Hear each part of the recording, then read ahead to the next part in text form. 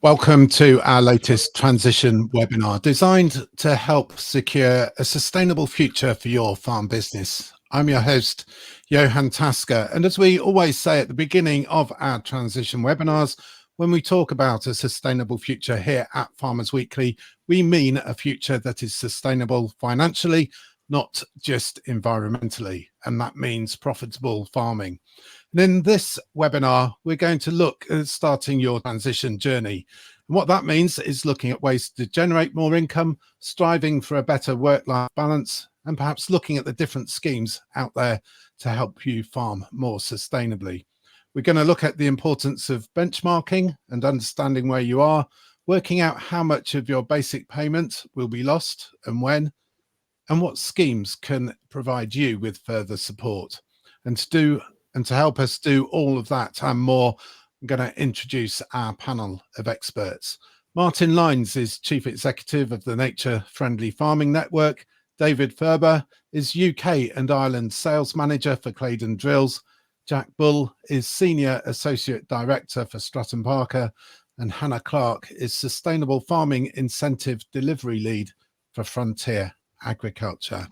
And what I would say is that if you would like to submit a question, please do so using the chat box. You can interact with us as we're doing this webinar, and please do so. I would encourage that very much. If you don't have a question to ask, do feel free to comment in the same way. We're a very friendly bunch. We will take on all comers, as it were. But Jack, I think I'm going to start with you.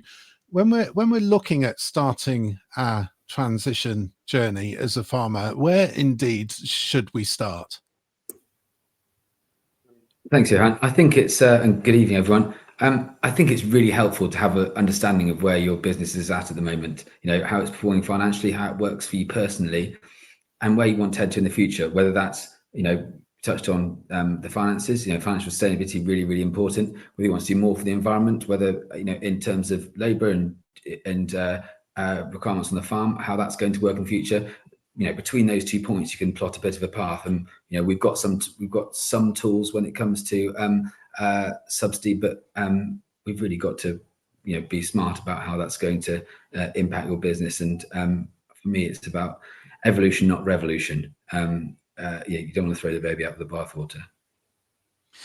Hannah Clark from Frontier, to know where you're going and know where you are before you try and plot a route to get there.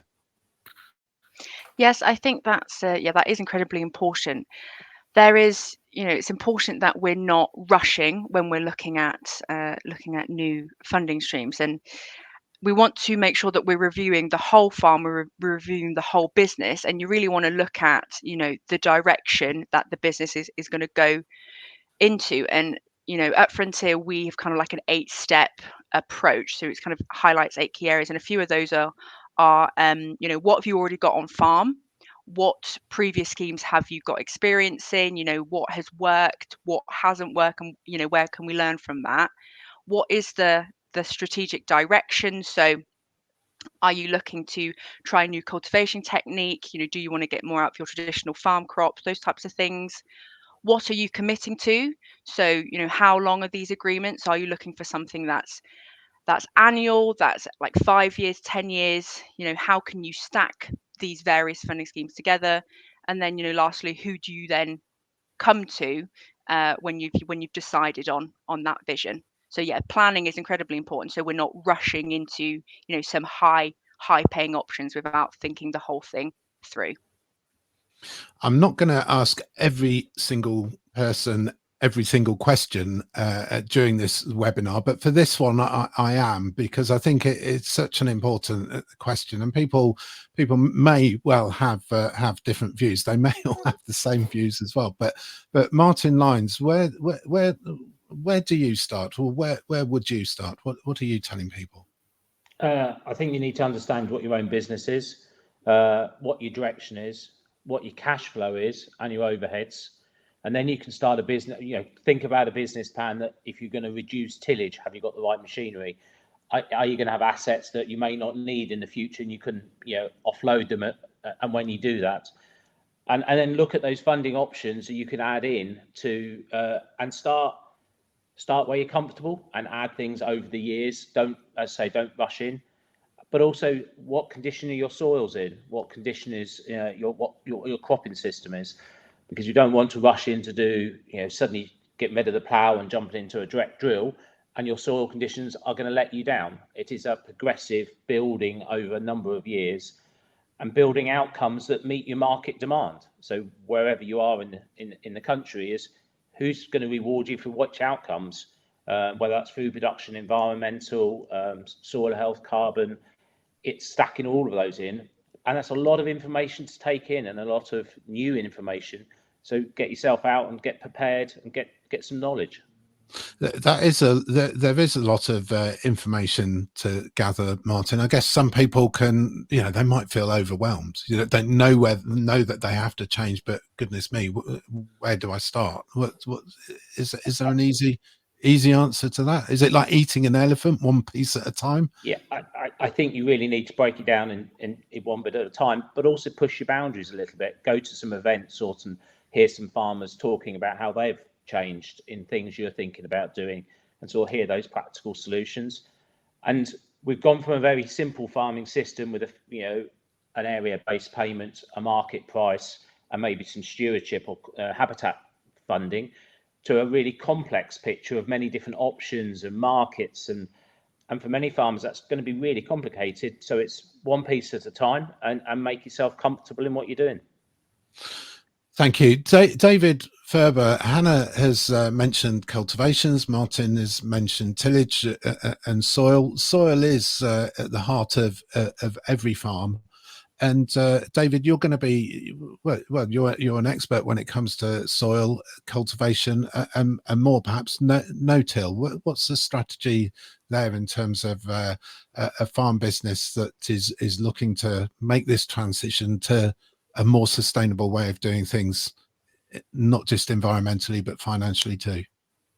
Yeah, thanks, Johan, and good afternoon, everybody. And yeah, it's a good point there. As you say, I think very much is, and also I know Jack mentioned it, is understanding your current cost of production. Again, we all want sustainable agriculture, but also need to be profitable and produce crops in a profitable way.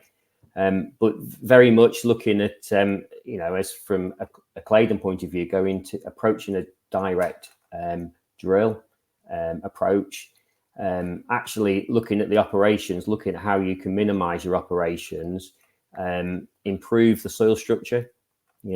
I know it's probably starting with your existing soils, with the spade, analyzing your soils, getting some base data on soil health, carbon, organic matter, worm counts, and actually stepping into a direct drill approach and reducing your input costs, but also looking at the schemes that are available there, as both Hannah and Martin said, to mix with the current SFI options for maybe companion cropping and cover cropping, especially cover cropping, that we can all learn from. And I'm sure there's still a lot to learn in this, of how we can improve soil health and look at our rotations as well as in the crops.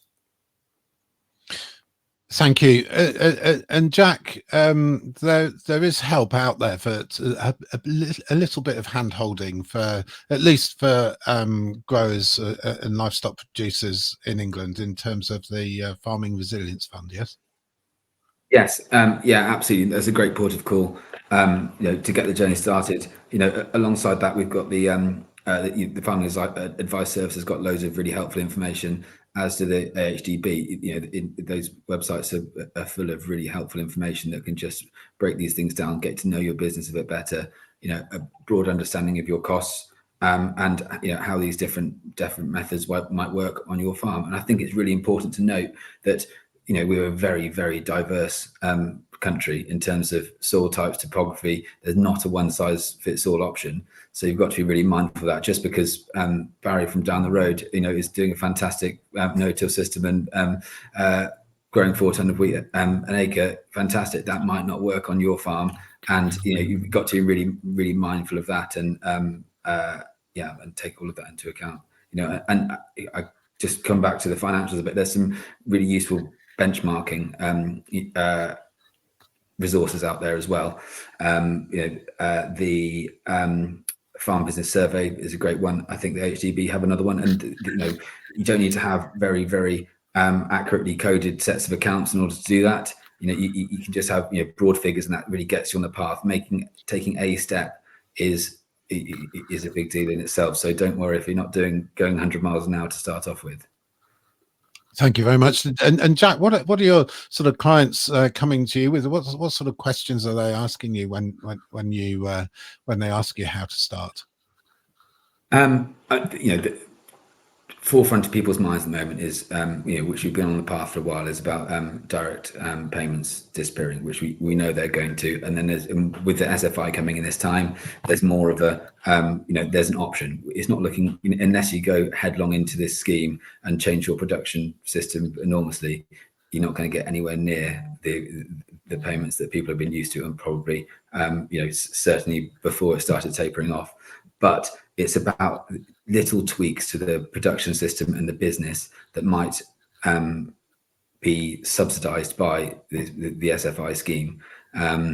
There's pressure on commodity prices at the moment, which is, farming is a difficult place. I'm always a little bit, I'm a farmer myself, so I feel like I can speak in a reasonably qualified way. Farmers are dreadful at complaining all the time. So when things are actually really tough, difficult to be taken seriously sometimes, but it's really tough out there. And the way through that is to take a really stern look at your business. And I'm not an enormous advocate for SFI necessarily, but it's a tool we've got at the moment. And if you're looking at starting a transition journey and moving, making some tweaks to your business that hopefully are going to pay dividends in the future, you can use that scheme to help subsidize that in terms of break crops. Particularly, I think that's probably where the most value comes from. Thanks, Jack. And Martin, I'm going to ask this sort of similar question to yourself, really. The Nature Friendly Farming Network, you've been doing this. I mean, you yourself have been in stewardship for 20 odd years, but people are becoming more and more interested in the Nature Friendly Farming Network, what you're doing, what you're about. What are they coming to you with in terms of questions and about how do I start? I think a lot of it's geographic, what their business is, what kind of products they're producing. Are they just an arable farm, mixed? Is it root crops? How do you do no-till with root crops? Most of them, which bits of the scheme still do? How does it fix? And I often talk about your fixed assets and your movable assets. So some of the options you can do are going to be fixed around the edges of the field, that awkward corner, things that improve water quality. And then there's the options where you can move them around the farm, the companion crops, cover crops. So which can be fixed? And think about that, and then the rotational, but don't do it all at once. Step them in, and which drill do you choose? If you're going down a no-till, have I got to do it overnight? How do I know if my soil's suitable? So it's giving them some support around. Get your spade out, and dig a hole, and how many worms have you got? Put a tube in and tip the water in, and just simple measures that actually help you connect back to how your soil is, because all our businesses are literally grown from the soil up. And if you can get the soil condition right and use the options, and just sort of, don't be too ambitious, make sure the right option suits your business and your farm, and try a bit and then build on it. Many of these options, you can add ambition every year, but it's harder to stop it. You can only go down 50% in SFI, so don't be over ambitious. And then they say, well, what about the new drill? Can I get a grant? What do I do? When do I sell all my old kit? And he's like, you could hold on to it for a little while, get yourself settled, because if you do need to just step back again because it's not quite worked, you're in a comfortable position. Good. I think it's a good opportunity then. So that's what I think we should do, is perhaps let's explore the sustainable farming incentive a little bit, and also look at that sort of cultivation angle and in terms of drilling and stuff like that. So in a minute I'm going to come to Hannah, and then I'm going to come to David. But Martin, what you seem to be saying is that you can do this a little bit at a time. It is, as Jack was saying, it is about evolution, not necessarily revolution. You can dip your toe in a little bit. You don't have to go the whole hog. It's not about flogging everything and just buying a direct drill, for example. You can make that transition, and I think that's going to be comforting that is comforting to hear, because if you know, wholesale change, especially in a family farming situation, can be really daunting. Yeah, and also you've got to bring your family along, because you might, you know, a father, son, son, daughter. Everybody in the business has got to be part of this transition, because it becomes very fraught and challenging when everyone's got different opinions.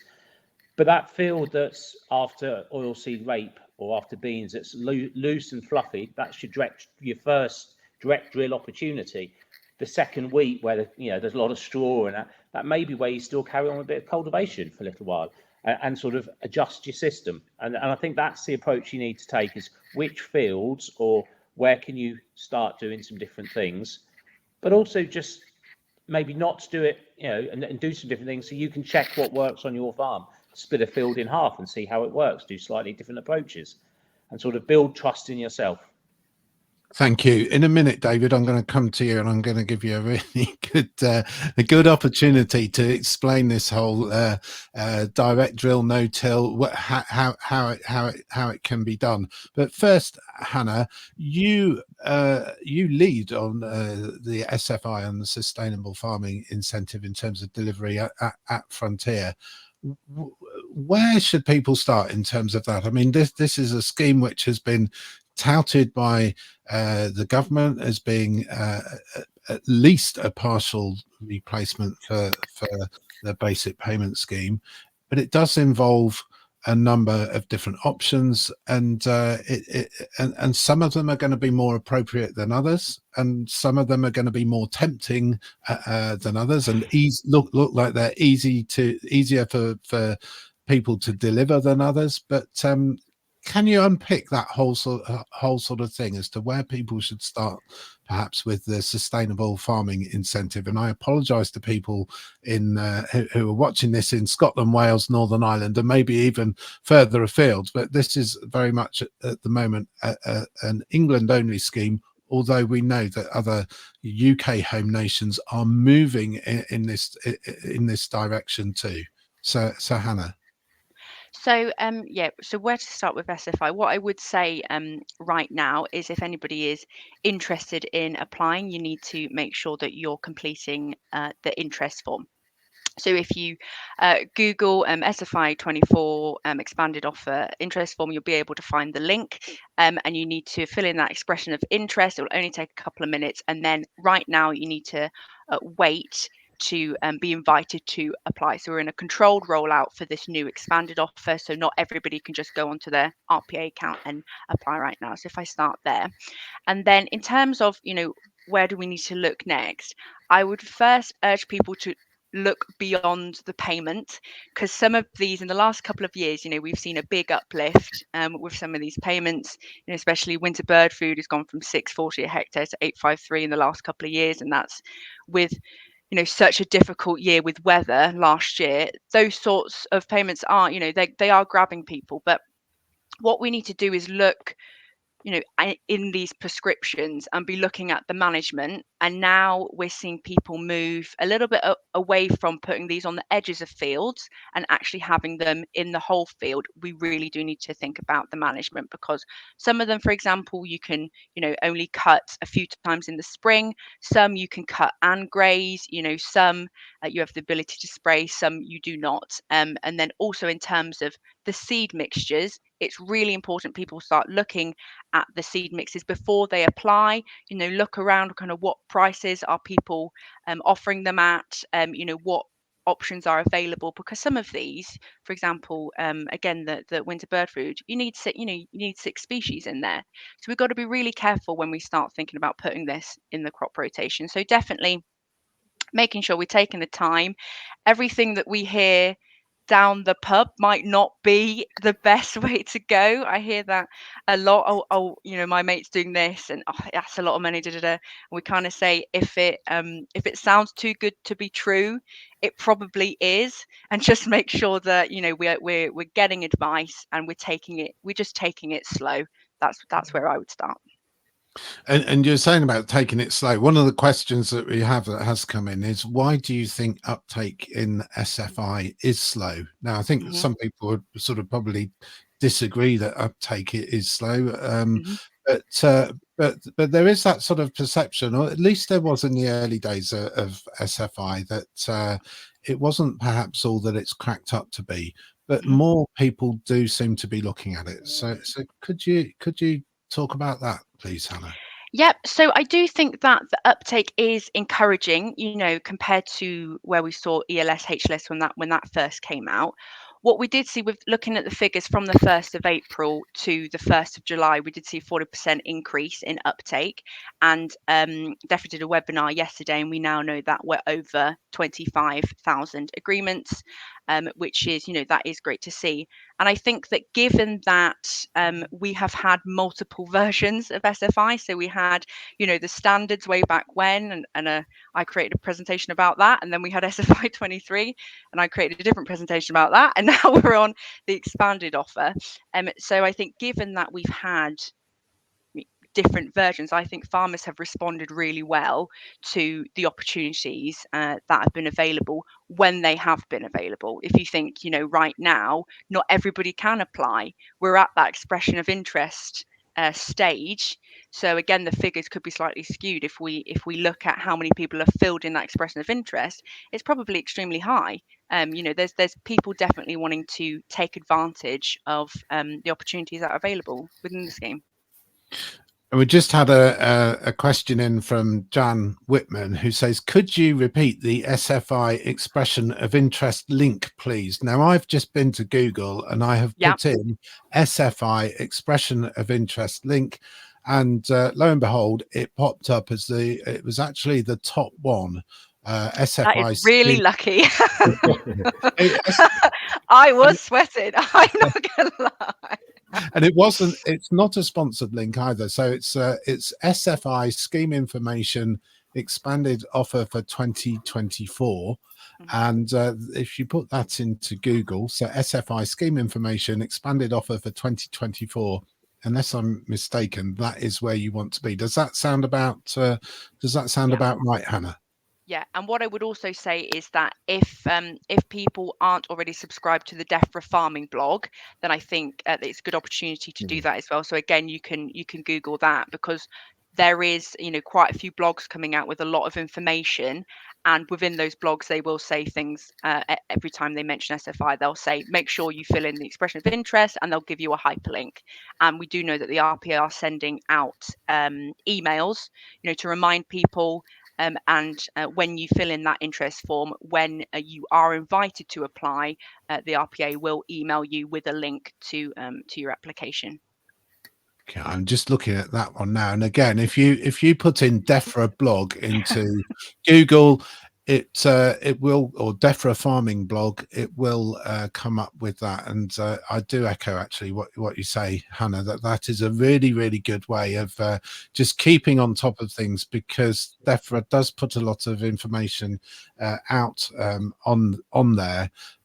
Sort of small updates, summaries, explainers, things like that, and in a way, it's a little bit more friendly than the formal official, as it were, DEFRA website itself, and it is managed by DEFRA's Farming and Countryside Programme. So, in essence, they do know what they are talking about, and you're getting that information straight from the horse's mouth. So that's all good. I'm going to leave Jack and Martin just alone for a minute. And David, I mean, coming to you, I mean, we look at SFI, and there are options in there regarding soil, etc. Martin has talked a little bit about no-till and drill choice, etc. Perhaps you could explain a little bit where you're coming from at Claydon Drills. Yeah. So yeah, and it's, I mean, from a Claydon drill perspective and coming into the no-till farming, very much looking to the direct approach, looking at costs and reducing costs, reducing passes, reducing operations, but more importantly, leaving soil undisturbed. So actually, yes, with the Claydon system, I mean, there's many different direct drills out there, as I'm sure people will be aware. And I think Martin had a good point. You know, we like to do a demonstration, and obviously it's a good opportunity to go and see a neighbour running a direct drill. But it's always good to do a demonstration and just perhaps drill half the field with a direct drill approach, so that you can see the difference and you can judge it in the same field and roughly the same soil type. The Claydon system, you know, will work in a wide variety of different soils, but it starts with managing the stubble prior, really, in harvest.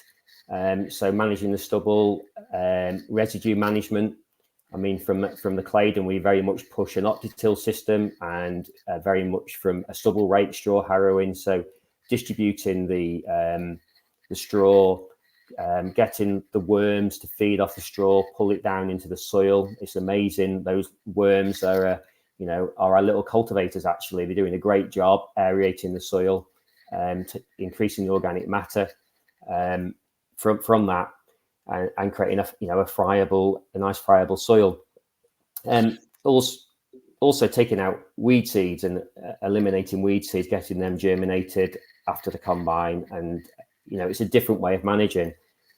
And then going to the drill itself, the drill tends to have a lead-in time. I mean, we do have different options. It's all working in the same zone, and then it will place the seed behind in the band. So there's a lot of soil undisturbed. So you're not disturbing all the soil. You're leaving roots in the soil from a previous harvest, previous crop, which allows water infiltration, supports the machinery afterwards, so you don't get the slumping of the soil. You can carry the machines. So, of course, it's a big mindset change. But what we will say is that you will maintain yields, you won't lose yields, reduce your costs, basically. This is about that that whole roots not iron mantra that we sometimes hear about. You're not dragging loads of metal through the ground, so you're going to be saving cost there. You're going to be not only in diesel, but in terms of wear and tear on machinery. You're going to be using fewer machines. Roots are going to be doing the work for you as well. Yes. Yeah, exactly.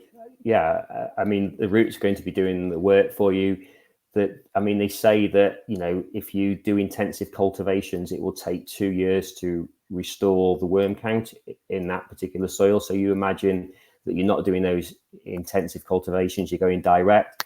Those worms, they're doing a tremendous job. They are those little cultivators. They're replacing metal, actually. So you're reducing your fuel use, your time. I mean, we would say against a conventional plough-based system, 60% time saving and value saving, and 40% time and value against a min-till system as a benchmark. There is a question here from somebody who says they've been doing this for 8 years and their yields have gone down. Essentially, they are trying to use, or they are using cover crops, and but it's not working for them. And we do hear some people say, well, I know other people are using this system, but I've tried it and I've not got along with it. But others sort of say that if you persist with it, it does work. But this question that's come in says, what am I doing wrong, and why should I continue going down this path? I'm going to ask you, David, and I'm going to ask Martin, and then possibly come to Jack as well. But David, what's this person? I know you can't sort of say from just a question what that person is doing wrong, but it does take that mindset change. Perhaps you could speak to this question, as it were, and give some advice. Yeah, I do very, very much think it's analysing the soil, and I also would say, and perhaps it was particularly showing up this year, and perhaps some other people will comment on this in the group, but with the very wet weather, is the land in need of drainage? Is there a particular drainage problem? Because, you know, wetland does tend to favour blackgrass as well. I think it very much, obviously it depends what direct drill system you're using. I mean, you know, there is many different ways out there. There is some like the Claydon that create a bit more air in the soil, move a bit more soil. There's obviously the machines with discs that move very little. And I think that, you know, you can say they all have the place. Does it need a different rotation? Does it need a bit more movement in the soil to help with the yields? It is looking at the soil structure, perhaps doing some sample digging across the field to see where it's up to. And, you know, obviously blackgrass management, how to best manage that weed seed burden, you know, is the possibilities to introduce a hoe into the operation. I mean, we have seen with hoeing, with the banded system, you know, straw harrow to take out weed seeds, hoe in season. You know, the hoe has proven to reduce the blackgrass counts by 60%. So it's another tool in the armory towards working against, you know, working and fighting against blackgrass. Thanks, David. A comment from Glenn Buckingham here, who says possibly due to generally low organic matter across the UK, he believes that can be a big problem. Is that something that you'd agree with, David? Sometimes the organic matter is just too low. Yeah, I think that's also a very good point. You know, in intensive arable farming, that organic matter has been low. I mean, that is something that takes a lot to build up.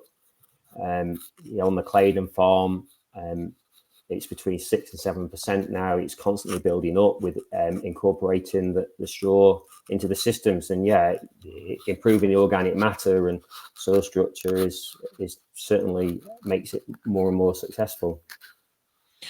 Martin, thank you, Martin. We've spoken about this mindset change.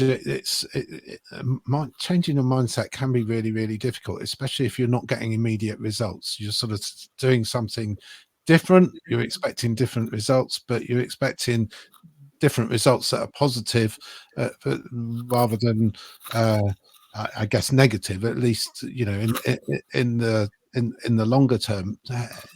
How long does this take in your experience? Can it be immediate? Goes back for some businesses and some soils, you can get some significant savings fairly quickly. But you know, if you've got a blackgrass problem, that's not going to be fixed by changing your drill to a direct drill. That's a rotational option, a drilling date option, maybe, you know, some SFI options that take it out of production for a couple of years. There's a lot of focus on yield. Yield is important, but cost of production is the most important. And if your yield comes down a little bit, but you're making more money, that's better for you. And if you're moving to a direct drill system, you've got to, you know, I would say you need to put some spring drilling in to give you flexibility and tackle that autumn sown blackgrass. For ourselves, blackgrass germinates around mid-October. That's usually when it starts raining. So have you got the flexibility to get the drilling done when you need to? And it's the rotation. Can you add more break crops? Could you do things that drill a bit later to when that blackgrass germinates? But if you've got a lot of blackgrass, you know, you may end up having to cultivate it down and reset the program, or take it out of production for a year or two and possibly put an SFI option in and break it that way, because blackgrass, well, on our own farm, cannot be killed by chemical anymore, or very limited, and we have to deal with it through rotation and through a proper integrated pest management approach. So it sounds like, you know, he's built a bit of a problem up. He needs to make a 3 or 5 year plan to unwind that problem, and that might be going back a few steps and sort of starting a bit further back and coming forward again. Going back before going forward. Jack, you were nodding when Martin was talking about yield, I guess, not being the be all and end all. It's about margins. It is about, I mean, For anybody watching this, I don't want people to think that this is something that you can do A, B, C, and D, and then end up at E. I don't think, you know, it'd be arrogant to suggest that there are you have to follow a set procedure, and you get a result at the end of it, and everything's fine and dandy, because it's not like that. But a lot of this is, Jack, about keeping on top of the numbers. Yeah. Absolutely. And, you know, we talked about mindset change. That's a big one to change from, you know, Hannah said it earlier, pub figures when it comes to yields. Everyone likes to go down the pub and talk about how good your yields were. But actually, what's best for your business is what the margin is. And this might be a really sensible option for your business that might look a lot better than the bank account, albeit not quite so good in the pub. Sure. Thank you. Sorry. And sorry. And, you know, just on, you know, transition and making change to your business in general, I was told by someone I respect an awful lot about bravery when it comes to making changes to your business. The bravery and courage doesn't come from making the jump at the start.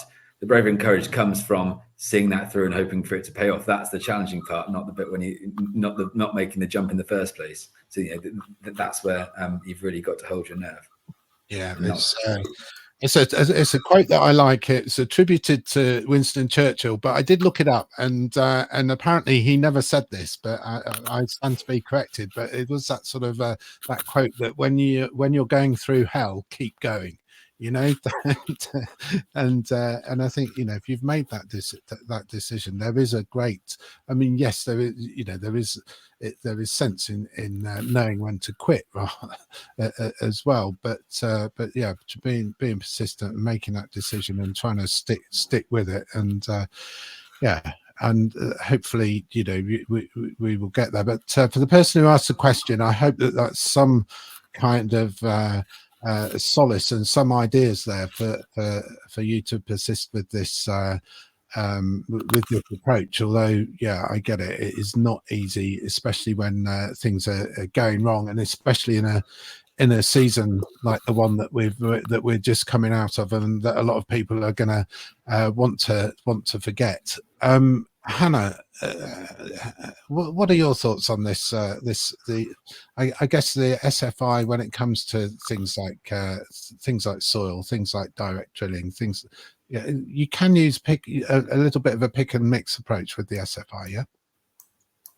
Yes, you can. Yeah. So, you know, some, as Martin said earlier, some actions are static and some are rotational.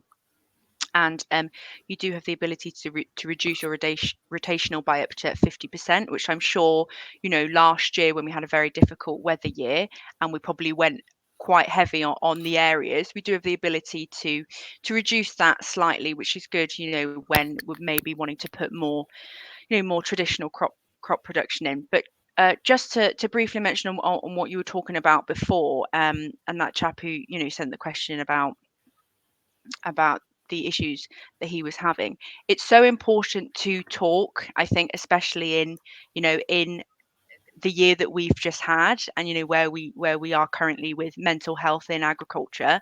It's really important to, you know, reach out to others who are doing these sorts of similar journeys to you. So make sure that you're going to events. You know, if you go on AHDB website, you know, they've got a lot of events on particular topics. Even if you just Google kind of your county, and then maybe, you know, no-till, stuff like that, things like groundswell, and looking at these regenerative agriculture, you know, just being in the room with people who are having similar situations. I think that's important to share. And I think we've traditionally, you know, in agriculture, we've been quite a closed lot, and I know that's quite funny for me to say, given that I'm, you know, below 30, but I've grown up around it. And I do think that now we're starting to talk a bit more, we're sharing information. And yeah, definitely things like cluster groups and speaking to your neighbors is really important, to make sure that you're sharing that, you know, that load, that burden, and that you don't feel, you know, that you're the only one here that's going through this difficult time, because I think there is a lot of people in the industry who are going through that. Thank you. Thanks, Hannah. A couple of questions here for you, David. Just answer them briefly if you can. An anonymous one: does the straw rake and hoe work with brome? And that's one of them. And then the other one is, do all Claydon drills qualify for no-till drills for SFI? The drills do qualify for the SFI. There is some questions about the different setups that can be in those. Obviously, if you want to contact us at Claydon, or I got your email there, I can also reply to you, and we can discuss that. There's obviously quite a complex one. And for Brome, that's a good question. I mean, it's more about, and I don't perhaps know enough about that, but it's about chitting the weed seeds, getting them to grow, taking them out, and reducing the weed seed burden. So if anyone else can comment on if that can be controlled more with Brome as well. I think it's probably about that integrated approach that Martin was talking about. It's not just it's not just about buying a drill and it's solving all of your problems, is it? Yeah. What do you think, Martin? Yeah, very much so. It can solve some problems, might cause some problems, but it's having enough tools in your armory. But also, you may not need to get them yourself as a neighbour, as a colleague. Can you rent something in, keep the overheads down, and just use it where you need it, and try it. You'll soon learn it within a season or two if it's the kind of tool that makes the job work. But rakes and other things certainly can have a positive effect of moving straw matter around and disturbing slugs and getting seeds to germinate. But it's the right tool in the right job all the time. And I'm sure David will say that once you've tried your neighbour's Claydon drill, you'll want to buy one of your own. Of course. Let's leave drills for a little bit, and there are quite a few questions coming in, and this is a sort of elephant in the room one, and I'm going to ask it to Jack, really. I mean, it's budgetary cuts looking imminent for the future. This is all about the autumn budget. How reliant can a business be on government support? And no, that is a little bit of a crystal ball question, and until the end of October we're not probably going to be any the wiser. But do you want to talk about that? I'm not asking you necessarily to predict the future, Jack, but how reliant should a business be on government support? Well, there's the theory and the practicality, like lots of things, aren't there? In theory, we should be able to trade and survive without subsidy. The world we live in, particularly in these isles, isn't adapted to that. And it's difficult to separate my opinion from actually what this government are going to do. I feel like agricultural support is going to exist in some way going forwards. I think extending beyond the situation we're in at the moment with regards to SFI and money for good systems, it's difficult to see beyond that, and the capital grants that we've got. I think going back to the underspend, I think that's a little bit circumstantial. I mean, little bit of back and forth we've had as a firm with the RPA and other stakeholders is that the underspends come around due to the shortcomings in the deliverability of the scheme, because we had a closed period of the SFI for this year where you couldn't apply, slow uptake, which is, I understand, is lifting rapidly. So I think we're probably going to see a huge hockey stick in the next weeks, months about uptake in it, which will chip into that underspend, and hopefully that won't result into reduced budget going forwards. So it's a completely woolly answer, and I'm very sorry, but they're the little shreds that I can add to it. Martin, I think thanks, Jack. That's probably a little bit of an unfair question, really, because who knows what the budget is going to be. But Martin, you have a view on this, and then I'm going to come to you, Hannah, and we can talk about a little bit about the how much people can expect from SFI as an example of government support. How reliant should their business be on it? But Martin, you had your hand up. Yeah, just.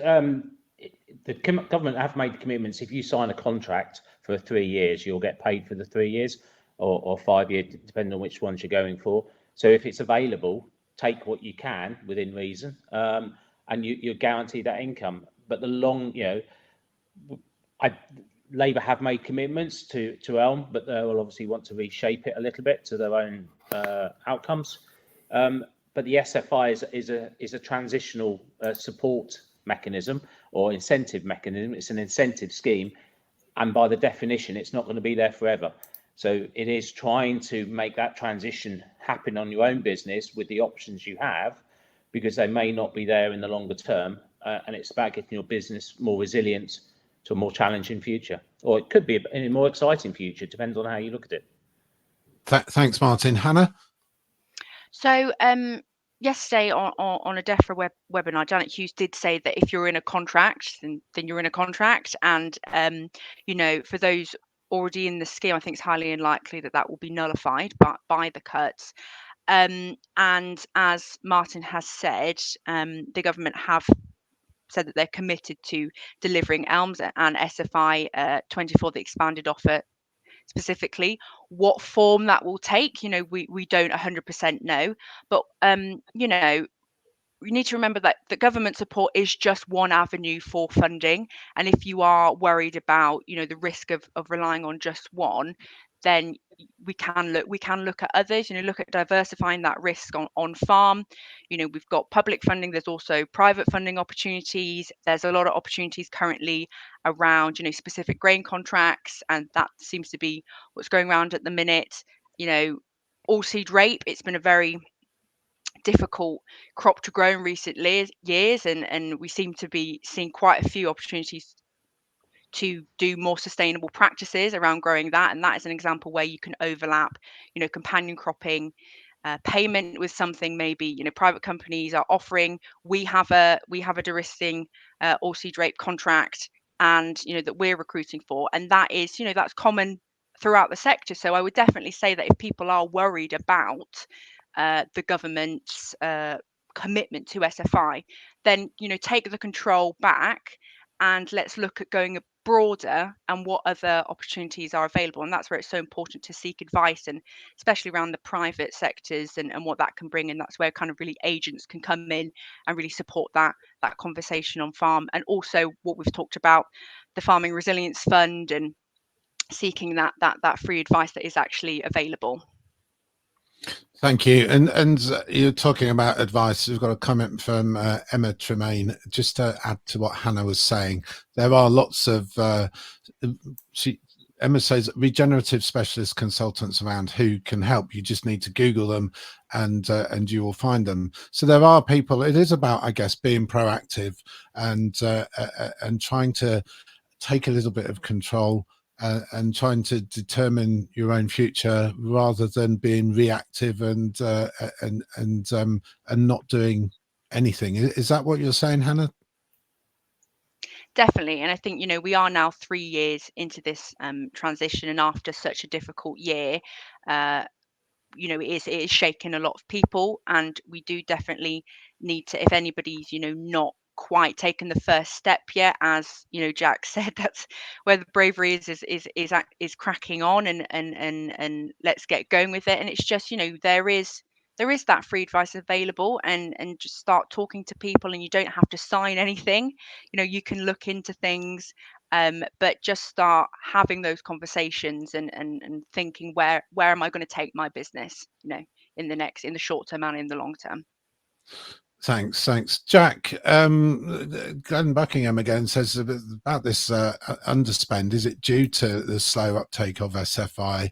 There is that suggestion that if people don't take advantage of the SFI, or it's that use it or lose it, you know, it is certainly worth looking at, isn't it? Yes, absolutely. I think, you know, there's something for everyone in this scheme, you know, somewhere along the way, and probably you're already doing things that you could well be paid for.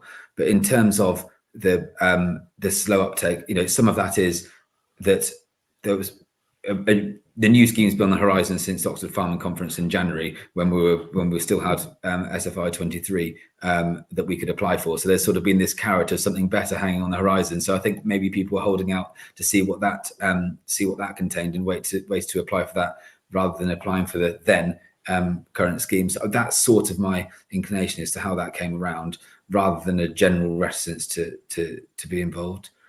Yeah, that's that's sort of my reading into it, rather than people being scared or not wanting to get involved, because it's a very broad church of a scheme. We're very focused on the I'm conscious we're very focused on the serial production in this podcast. That's where this scheme gives you the most value, can add the most value to your business. Particularly, there's precision application of nutrients. Lots of people are using technology somewhere along the way that the technology has been available for 10, 15 years now. So that's well established, and you can be getting paid for that. But perhaps people don't quite realise how that can slot into what you're doing at the moment. Just an example on that front. I was very conscious of what you're saying. I was thinking a similar thing. We're sort of focusing a little bit on SFI in terms of arable, and it has been, especially in the early days, more of an arable focused scheme. There is a question here which says, what are the best options for tenant sheep farmers on grassland where there is no option to alter the grass sward in terms of sward species? Which presumably will rule out something like herbal lays. But does anybody want to pick this up? Not necessarily in relation to SFI, but just what are there options there for tenant sheep farmers on grassland where there's no option to alter the grass sward? That seems to be a pretty a pretty bad place to be in terms of limited options. I think that's the easy answer. But Martin, do you have any advice there at all? I think you need to know a little bit more about the tenancy. Are they putting nutrients on? Could they go down that? There's the vet part, but the SFI around grass sward, if you can't change the species or get rewarded if you've already got species-rich grassland, I'd want to have a word with your landlord, because this is the direction of change, and it's not just a transition for the farmers, but it's about the land and the tenancies and everything. We've got to move the business model along and work out how that asset delivers what society wants, which is food production, but also biodiversity improvements and climate improvements. And even if it's not the SFI options, many of the private markets are now offering those revenues and options, or hopefully financial options, to drive those outcomes as well. So without knowing the landlord and the situation, it is challenging, and that's been one of the problems with the schemes. It's given lots of reward to the arable farmers, but little value really going up the hill. In those tenanted or grass areas, there's not the easy options to pick on, and flexibility as an arable farm has. Thanks, Martin. Anybody else like to comment on that one? Yeah, I'm happy to. So DEFRA have worked with the Farm Tenancy Forum to try and make the schemes more more feasible for tenants and landlords. And if you are a tenant, you can apply for SFI. You just have to make sure that you can expect to have management control for 3 years. So that's kind of the key to it.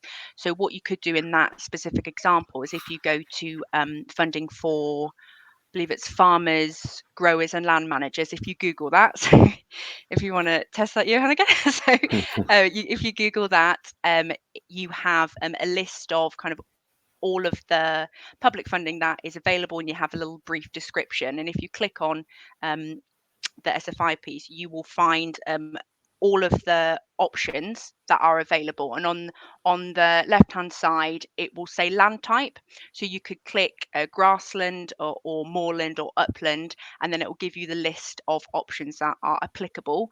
So there are definitely more options in this expanded offer. Now we've got this merging of countryside stewardship and SFI together, so there's a lot of the management plans that are applicable. There's supplements that you can add on. So if you're doing haymaking, if you've got specific native breed stuff like that, there are various opportunities available. So I would for this particular example, and anybody who is a tenant farmer with grassland. That's how I would look through the options. So just briefly then, Hannah, what should because I got my Google screen open. What should I Google, and then we can. Okay, so if you Google funding for farmers, growers, and land managers, I think is how it's worded. Okay, and again, Google's really clever, you know. It's it's good we've got quick Wi-Fi. I don't know whether it is because I'm always looking at farming websites that Google sort of learnt to put farming stuff right at the top, but certainly it is. And for anybody who found that all a little bit too quick when Hannah was explaining, no, there's a lot of information there. But we will be this webinar will be available on demand after we finish this live version, so you will be able to watch it again. And if you don't want to watch it all again, if you fast forward to about 53 minutes, so about 54 minutes in, you'll be able to get all of that information. But that's really good. That if you Google that, you should be able to get funding for farmers, growers, and land managers. It should take you exactly to the right place on the DEFRA website. Certainly, if it's not the top of the list, it will be probably within the sort of the top 5 or something like that.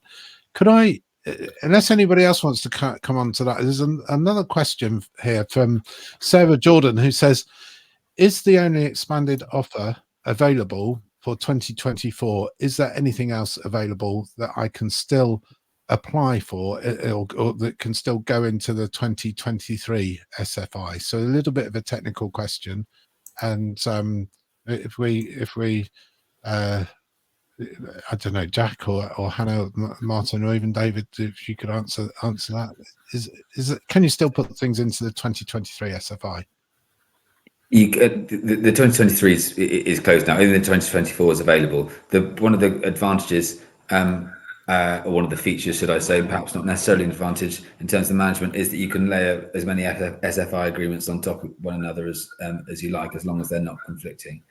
So, and lots of the options, in fact, the majority of the options from the 2023 offer are available in 2024 as well. So you've locked in your 2023 agreement. You're already operational with that, but you think, actually, I'd like to, before the anniversary of the agreement where you can change it, I would like to add in some different options or that weren't available to me before. You can absolutely do that, and in the way that Hannah described earlier on.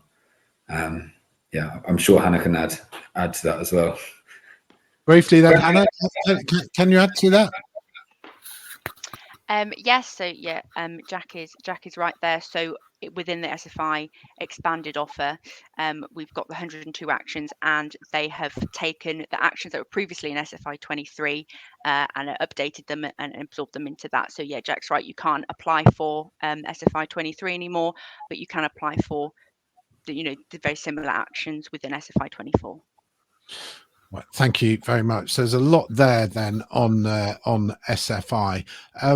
We've done a lot about how to start your transition journey, what you should consider, what you should be looking at. I'm sort of keen, and I'm really conscious that David's not had a good crack at this. So at least while we've been talking about SFI, I'd like to look at at when it is a good time to start your transition journey. I'm going to ask Martin, and then I'm going to come to you, David, in terms of what sort of time of year should it be? Martin, we often sort of consider end of harvest, beginning of autumn cultivations, or straight in with the no-till drill as being the start of a new season. Again, at least in arable terms, but is this the best time of year to start? And are there things that you can be doing at other times of the year to sort of embark on this transition journey and start putting things on a more sustainable footing environmentally and financially? I guess there's probably no time like the present, but also there's probably going to be you could say yesterday, but anyway, when should you start? Yesterday's gone. Always start today, and work out where you are and what options you can take. If you're an arable farmer, you may get some drilling opportunities to try something a bit different, because there's still a window in that. Start thinking about the spring. but also start getting out there and getting information and trying the things you're not sure about, trying to reach out using YouTube and various meetings and events over the winter. You've got a window of opportunity, and then sort of add into the SFI and other bits. It is trying to have a look at your own knowledge. If you're going to, it's not just changing the machinery, it's changing your thinking and your practices. Where haven't you got knowledge on? Just getting a new machine, you might need to learn how to use the practice. And I think today's, the agriculture industry is shifting, farming is shifting, and today is the best day to start. Don't wait for tomorrow, because tomorrow just keeps moving along. But it's taking the steps that suit you in your business, but do start, because I meet some farmers who are saying they're not going to do SFI and they're not going to change. Our marketplace, our supply chains are moving. We've got many supply chains commitments to regenerative purchasing from regenerative farming. Well, how are we going to sell a product to the customer if they've moved the goalposts on us and they want regenerative systems? We need to be looking now at how we put those in and just have a look at the bigger picture. And if you don't want to change, what's your exit policy? How are you coming out of the system? Because the system may move away from you. Thanks, Martin. David, when should somebody start, or when's the best time? And I guess, to be frank, probably asking, what sort of do you at Claydon, do you have some hand-holding process for people? Presumably, you don't just sell them a drill and then let them get on with it. There's going to be that ongoing relationship with the customer, with the farmer, especially when this is probably going to be the first time that they've done anything like this, and it is such a big step. Yeah, that's right, Johan. It's it is a big step to take if you've been in the conventional system. It's like you said, it's always a big mindset change, looking from a completely brown field to a stubble field, and there's a lot of questions along the line, basically, generally down to how to manage how to manage that rotation, or how to come out of a root crop, maybe to have a root crop in the rotation, to go to cereals.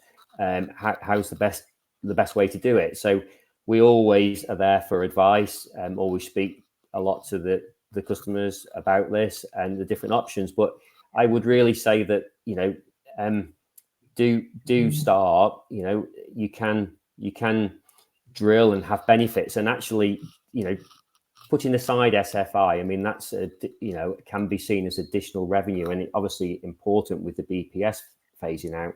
But do very much look at it. Profitable farming. Can I control my input costs? Can I reduce my fuel use? Can I reduce my hours? That I actually get a yield and a profit benefit. And we've done that with spring cropping, winter cropping. I mean, there's certain land that if you've got so much damage on it and it's not flat enough, it's best to bring it into the rotation later on. But generally we can alter the settings on the drill. Like this year, actually, we had a very wet period, haven't we? Very wet winter last year, and all the way season, the compaction from the rain. We can lower the leading time on the drill, lift out the compaction, which is really important. A lot of soils are slumped. So, it's just a different way of managing it, where we've been used to perhaps many different tools in the toolbox. It's more of a narrow range of tools, and don't be afraid to start at, any time, or go and see a neighbour, or even have a demonstration in those different conditions. We often talk about, I guess in many respects, the farm government policy driving what farmers do out in the field.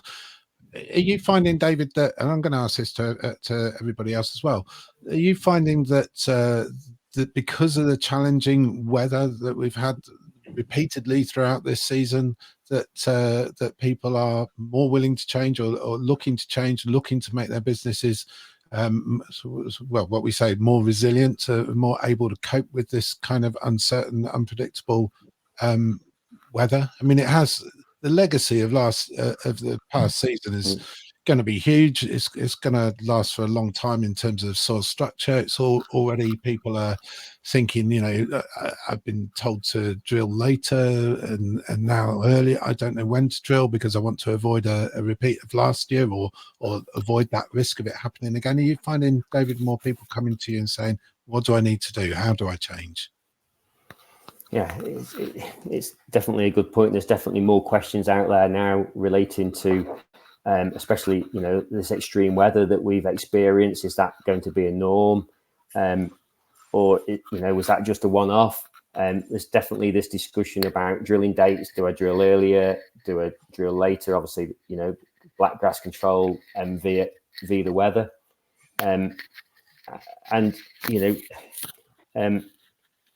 Finding the best conditions on the land to drill. I mean, generally you would say drill that little bit earlier. I think the drilling dates have gone later. Get the crop established and get a good crop canopy on there. Generally speaking, certainly I would say the people that have made the transition and are into the direct drill, or speaking more from the Claydon system, there's some very good examples, as Rick Davis, who's in the Arable Farmer of the Year finalists, a good example there, using the Claydon system, getting some extremely good yields. I think they've got experience more of the weather, the years, the saving, the benefits to the soil, and seeing it. I think it's harder when you're just coming into the system and it's been a very bad year. It's affected the yield, and your soils perhaps haven't transitioned enough. The organic matter increased enough. I think then it can be that thing. Do we go back to a different system? But I would say persevere and find your way through it. And like you said, there's plenty of advice out there. Speak to different users, different agronomists, and take the advice that's there to support you through that change. Thank you. Hannah, are you seeing more people coming to you because of realizing that they need to make this transition? Definitely. And I think, I had quite a few farmers say to me, I've never seen that field hold water. I've never seen it puddling there. I think there's going to be a lot more drainage done, I think, in the next couple of years. And it's definitely forced the hand. I think, we haven't seen the full scarring from this year yet until harvest is completely done, and then we actually see what we've actually got in the shed. But yeah, definitely, I think it's pushed people into looking at different avenues. Definitely. Thanks, Hannah. Same for you, Jack. I think there's a general acceptance that the extreme weather is going to be more of a feature going forwards, and I think that's probably caused a little bit of the reluctance from people to go headlong into one particular production system or one scheme, whatever it is. Keeping options open, when it comes to particularly when we talk about arable and cereal crop establishment, having a broad range of choices. Yes, people have been completely stunned by being told to, being advised to delay the drilling dates and maximize the blackgrass control, but then being stung when we get some bad weather. So having different options as well, and a bit of flexibility around your rotation and your production system, as well as any environmental schemes that you can make the most of to fit that. That's got to be part of the solution. Being flexible, agile, depending on the different conditions that we're faced with. Thanks, Jack. I think I'm going to sort of start wrapping it up a little bit. We've spoken a lot about government support, especially the sustainable farming incentive. Martin, let's go around and ask for other sources of help and support to make this transition. I know that all of you have advice on offer, but other than the government, where should people be looking, Martin? So join Nature Friendly Farming Network. I'll always plug that first, but get out and meet other farmers. Go into any farm walk, talk. Groundswell is a good thing if you're into looking at regenerative systems, and there's a Scottish version and there's just been a Northern Ireland version. Read and get information. Use other farmers who are already doing things to gain stuff. Look at what the supply chain is offering in incentives that you can combine with the other options and stack opportunities. And really have a look at your business and say, where is your knowledge the weakest and where's your skills the best, and fill in those gaps. But also, sort of, you've got to be proactive. Standing still, we're going backwards. We've got to be proactive as farmers and understanding, the weather's changing, the market's changing. How do I make my business resilient where I am in my location and the options I have? But I always say, go and hear from other farmers. It's usually quite cheap, because if you pay for an advisor, usually quite a check needs writing to get it. I'm sure Hannah and Jack will probably disagree. Hannah, where else should farmers be looking for support other than the government? And undoubtedly, Frontier would be a good place to start for you. Well, of course, yes. So what I would say is, what I mentioned at the start, are 8 steps to future funding. If you want to Google that, I don't know if we'll finish how we started, but it's got our 8 key areas. So it's 8 questions that you can focus on in terms of planning. And yeah, as Martin has said, look further than public, look further than just the government funding. Look at the private opportunities, especially what Martin said about regional opportunities, because we haven't touched on it, but water companies and things like that, there are specific funding just for your region, and to be honest, the only way you find out about those is talking to others, really, because it never really it ends up that you see a lot of stuff online that is nowhere near you. So yeah, make sure you're in the cluster groups, and you're speaking to neighbouring farmers, definitely.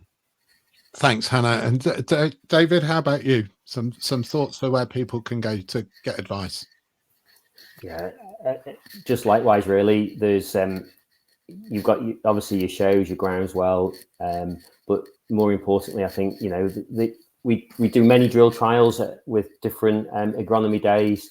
They're good events to actually see in different areas, different regions, different drilling conditions, and usually there's a comparison on land that's direct drilled and some that's been had some form of subsoil management to it. And that takes them through to yield and usually gives a good feedback on there. So they're always good forums to go to.